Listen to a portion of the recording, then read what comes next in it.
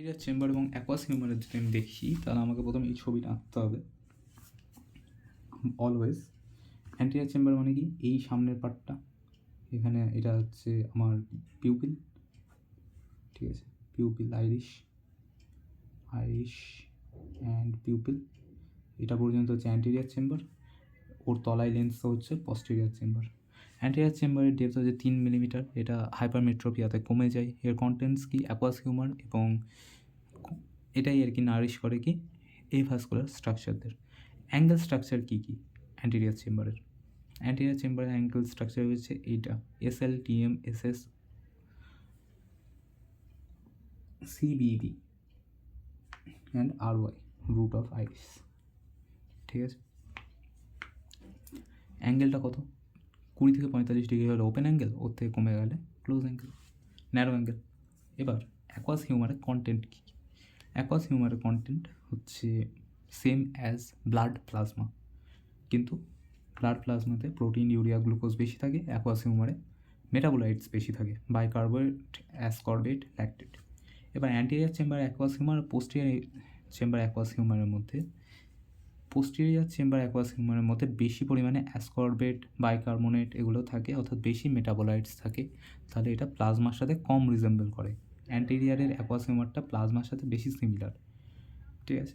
Posterior অ্যান্টেরিয়রের aqueous হিউমারের পার্থক্য হচ্ছে এটাতে ক্লোরাইড বেশি, এটাতে অ্যাসকর্বেট আর বাইকার্বনেট বেশি।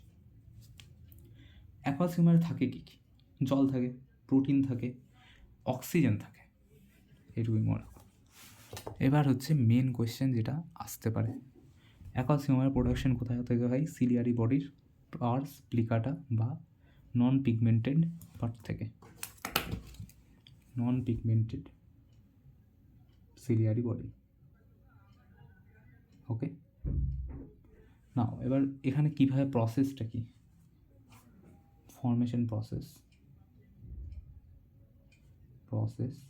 যদি আমি দেখি, এটা হচ্ছে প্রথমে আলট্রাফিল্ট্রেশন হবে, তারপরে অ্যাক্টিভ আয়ন ট্রান্সপোর্ট, ডিফিউশন এগুলো হবে, তারপরে secretion in the posterior chamber হয়ে যাবে, সেখান থেকে পিউপিলের থ্রুতে এটা অ্যান্টেরিয়ার চেম্বারে পৌঁছাবে। সিলিয়ারি প্রসেস থেকে পস্টেরিয়ার চেম্বার, থ্রু পিউপিল এটা অ্যান্টেরিয়ার চেম্বারে আসবে। এবার এখানে দুটো জিনিস চলে আসে, ট্র্যাবিকুলার মেশওয়ার্ক, সিলিয়ারি বডি। ট্র্যাবিকুলার মেশওয়ার্ক থেকে স্লেমেন্স ক্যানালে যাবে, সেখান থেকে কালেক্টর চ্যানেলে গিয়ে অ্যাকোয়াস ভেনে চলে যাবে।